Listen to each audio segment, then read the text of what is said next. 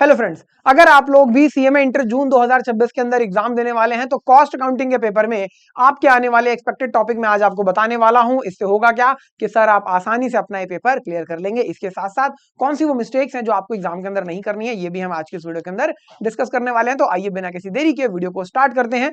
तो सर जैसा कि आपको पता है 100 मार्क्स का आपका ये पेपर है, 70-30 की रेशियो रहती है और 3 सेक्शंस के अंदर यहाँ पर टॉपिक्स को बांटा जा रहा है। आइए जरा डिटेल में बात करते हैं। सबसे पहले मैं बात करता हूं, देखिए कि आपको यहाँ पर जो हम सेक्शन ए में रखेंगे इसमें इंट्रोडक्शन ऑफ कॉस्ट अकाउंटिंग रखा गया है जो कि आपकी तकरीबन 40 मार्क्स की वेटेज कवर रखता है। इसके बाद सेक्शन बी के अंदर मेथड ऑफ कॉस्टिंग को रखा गया है जो कि आपका 30 मार्क्स की वेटेज रखता है और सेक्शन सी के अंदर कॉस्ट अकाउंटिंग टेक्निक्स को रखा गया है जो कि आपका 30 मार्क्स की वेटेज रखता है। अगर आप सेक्शन बी और सी को कर लेते हैं तो आसानी से 60 मार्क्स की आप तैयारी कर लेते हैं।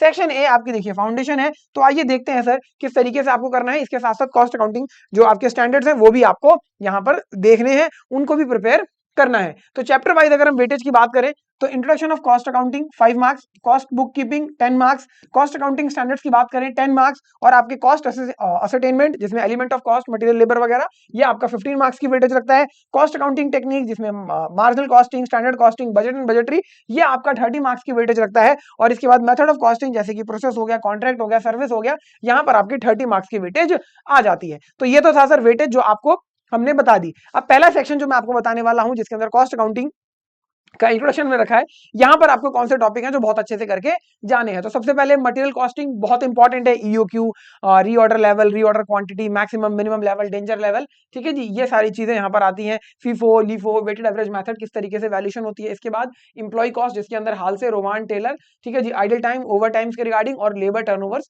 ये आपका सबसे ज्यादा पूछा आता है। ओवरहेड्स की बात करें, allocation, apportionment, reapportionment, absorption rate, over और अंडर एब्जॉर्प्शन ऑफ ओवरहेड्स, इसके ऊपर के क्वेश्चन आपको देखिए अच्छे से करके जाने हैं। तीसरे नंबर पर आपका कॉस्ट शीट एंड प्रॉफिट्स आते हैं जिसके अंदर आपको कॉस्ट शीट बनाना, ठीक है जी, quotation price, ascertainment of profit, ये सारी चीजें आपको निकालने को कहा जाता है। जिन भी टॉपिक्स के आगे देखिए रेड मार्क लगा हुआ है इस तरीके से, रेड डॉट, वो आपकी हाई प्रायोरिटी पे होना चाहिए, ठीक है जी, इनको आपको जरूर करके जाना है। चलिए इसके बाद अगर मैं बात करूं तो सर जो टॉपिक्स हैं जो आपको देखिए अगली जो हमारी लिस्ट आती है इसमें सर आपका कॉस्ट अकाउंटिंग स्टैंडर्ड्स के ऊपर आपको देखिए प्योर थ्योरी आती है, तो यहां पर आप जरूर करके जाएंगे, ठीक है जी, जिसमें cost accounting standard 6, 7, cost accounting standard 3 और 4 ये आपके सबसे ज्यादा देखिए आसान और पूछे जाने वाले हैं, तो इनको अच्छे से करेंगे। After that reconciliation of cost and profit, ये बहुत इंपॉर्टेंट है।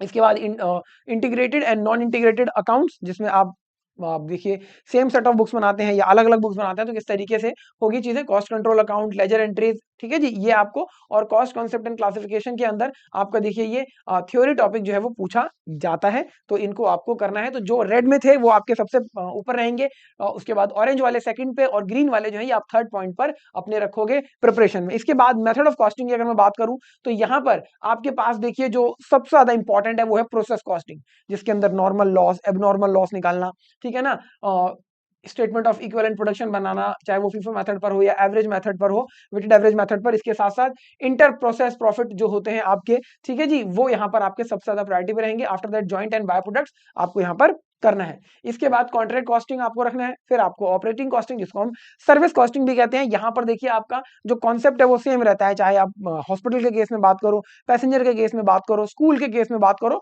ठीक है जी, तो अलग अलग देखिए टन किलोमीटर निकालना हो गया, पैसेंजर किलोमीटर निकालना हो गया, होटल्स के केस में पर डे पर रूम रेंट के ऊपर हम निकालते हैं, हेल्थ केयर कॉस्टिंग हॉस्पिटल्स वगैरह में पर बेड के ऊपर निकाला जाता है, और after that joint and batch costing, तो यहाँ पर ये दो सबसे ऊपर रहेंगे, फिर ये और फिर आपको ये करना है टॉपिक, ठीक है जी, तो इनको आपको जरा ध्यान से समझना है। अगर अब मैं लेके चलूं आपको कॉस्ट अकाउंटिंग टेक्निक्स के ऊपर, तो यहाँ पर जो चीजें पूछी जाती हैं, मार्जिनल कॉस्टिंग और सीवीपी एनालिसिस बहुत ज्यादा इंपॉर्टेंट है, ठीक है ना, कंट्रीब्यूशन कैसे निकालना है, PV ratio, break even point, margin of safety और डिसीजन मेकिंग जब आपके पास लिमिटेड फैक्टर्स होते हैं कि कौन से प्रोडक्ट को बनाना है, कौन से प्रोडक्ट को नहीं बनाना, इस तरीके के क्वेश्चन देखिए बहुत ज्यादा मार्जिनल कॉस्टिंग के अंदर पूछे जाते हैं। इसके बाद स्टैंडर्ड कॉस्टिंग और वेरिएंस के अंदर आपको पता है इसमें सिर्फ मटेरियल और लेबर वेरिएंस ही आपके सिलेबस के अंदर है कॉस्ट अकाउंटिंग में, बाकी आपके मैनेजमेंट अकाउंटिंग के अंदर आते हैं जो कि ग्रुप 2 में आता है, तो बाकी वेरिएंसेस पे मत टाइम वेस्ट करना, सिर्फ मटेरियल और लेबर वेरिएंसेस को ही आपको यहां पर अच्छे से करना है। दोनों ही बहुत सिंपल वेरिएंस है, आसानी से हो भी जाते हैं। इसके बाद बजट एंड बजटरी कंट्रोल आपको करना है, ये भी टॉपिक बहुत आसान है, आसानी से आप fix budget, flexible budget, cash budget, functional budget देखिए इनकी प्रैक्टिस करेंगे, तो आप अगर डेली बेसिस पर एक क्वेश्चन भी करेंगे यहाँ पर तो आप आसानी से इन टॉपिक्स को प्रिपेयर कर सकते हैं। तो किस तरीके से आपके देखिए तीनों सेक्शंस के अंदर टॉपिक आ रहे हैं, यहाँ पर कंसाइज में बता दिया है। Material, labour, overhead, cost sheet, reconciliation, integrated और कॉस्ट अकाउंटिंग जो आपकी थ्योरी है ये सेक्शन ए के अंदर आएगा। सेक्शन बी के अंदर प्रोसेस कॉस्टिंग, इसमें equivalent production, joint and by product, contract costing, service costing, job and batch. तो जिन पे भी रेड डॉट है हाई प्रायोरिटी है, ऑरेंज वाले उसके बाद करने हैं, ग्रीन वाले उसके बाद। ठीक है जी। Marginal costing, break even, margin of safety, standard costing, इसमें मटेरियल और लेबर वेरिएंस है, फिर बजट एंड बजटरी कंट्रोल और उसके बाद आपका डिसीजन मेकिंग। ठीक है जी। कौन सी वो 5 मिस्टेक्स हैं जो आपको एग्जाम में नहीं करके आनी, जो मैंने कहा था आपको स्टार्टिंग में कि मैं बताऊंगा। सबसे पहली चीज कि सर आपके पास जो रीडिंग टाइम है उसका बेस्ट यूटिलाइजेशन करना। ठीक है जी। आपको सिर्फ क्वेश्चंस को रीड करके प्रैक्टिस नहीं करना है, जब घर में आप प्रैक्टिस करेंगे तो आप उनको सॉल्व भी करेंगे और एग्जाम में जो 15 मिनट का रीडिंग टाइम मिलेगा उसमें आपको क्या करना है सर, उसके अंदर मार्क कर लेना है कौन से क्वेश्चन पहले करेंगे, कौन से क्वेश्चन बाद में करेंगे। दूसरी चीज, कॉस्ट अकाउंटिंग स्टैंडर्ड्स को हमें इग्नोर कर देना थ्योरी समझकर, नहीं सर, बहुत बड़ी मिस्टेक आप करोगे, क्योंकि आसानी से आप यहां पर 10 नंबर स्कोर कर सकते हैं, तो आपको इन्हें जरूर करना है। इसके बाद वर्किंग नोट्स बनाना ठीक तरीके से और प्रॉपर फॉर्मेट के अंदर क्वेश्चन को करना, ये एक चीज है जो आप ध्यान रखेंगे। अक्सर बच्चे यहां पर मिस्टेक करते हैं, वर्किंग नोट्स तो बहुत बच्चे स्किप करते हैं, जबकि बार बार इंस्टीट्यूट क्वेश्चन के एंड में भी लिखता है कि working note should form part of your answer, working notes required, तो आपको ये जरूर करना है। इसके बाद जैसा मैंने कहा कि आपके स्टैंडर्ड कॉस्टिंग के अंदर मटेरियल और लेबर वेरिएंस हैं, तो प्लीज इन दो वेरिएंसेस को ही प्रिपेयर करना। ऐसा नहीं है कि बाकी के वेरिएंसेस में प्रिपेयर करने लगे, fixed overhead variance, variable overhead variance, sale variance, नहीं, वो चीजें आपको नहीं करनी है। ठीक है जी। वीक ऑन इक्विवेलेंट प्रोडक्शन जो प्रोसेस कॉस्टिंग के अंदर बनाया जाता है, इसको बच्चे ठीक से नहीं बना पाते हैं वेटेड एवरेज के बेसिस पर या फीफो मेथड के बेसिस पर, तो इसका भी आपको ध्यान रखना है।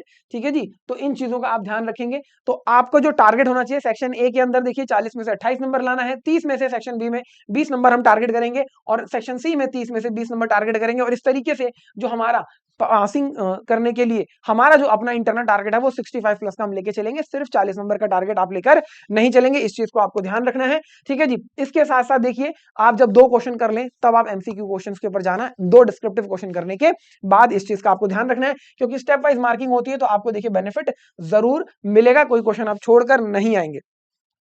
ठीक है जी। अच्छा, तो लास्ट में आपका प्रायोरिटी लैडर देखिए हमने सेट कर दिया है, जो टॉपिक सबसे ऊपर बताए गए हैं जैसे कि element of cost, cost sheet, marginal cost, CVP, process costing. ठीक है जी। उसके बाद टीयर 2 के अंदर आपका कॉन्ट्रैक्ट कॉस्टिंग, स्टैंडर्ड कॉस्टिंग और बजटरी, देन आपका देखिए operating, service, job and batch, reconciliation, इस तरीके से आपको ध्यान रखना है। ठीक है जी। तो आखिरी में चलते चलते 6 चीजें जो हमने अभी तक सारी करी उनको रिकॉल कर लेते हैं। सर हमें प्रैक्टिस कर लिख कर करनी है, सिर्फ रीड नहीं करना है क्वेश्चंस को, जो बच्चे अक्सर करते हैं। इसके बाद देखिए मेथड ऑफ और कॉस्ट टेक्निक्स, 60% का पेपर आपका यहीं से हो जाता है, तो इसे आप जरूर करेंगे। ठीक है जी। इसके बाद जो एलिमेंट्स हैं जैसे कि मटेरियल, लेबर, ओवरहेड, ये बहुत आसान चैप्टर्स हैं, आसानी से कर सकते हैं।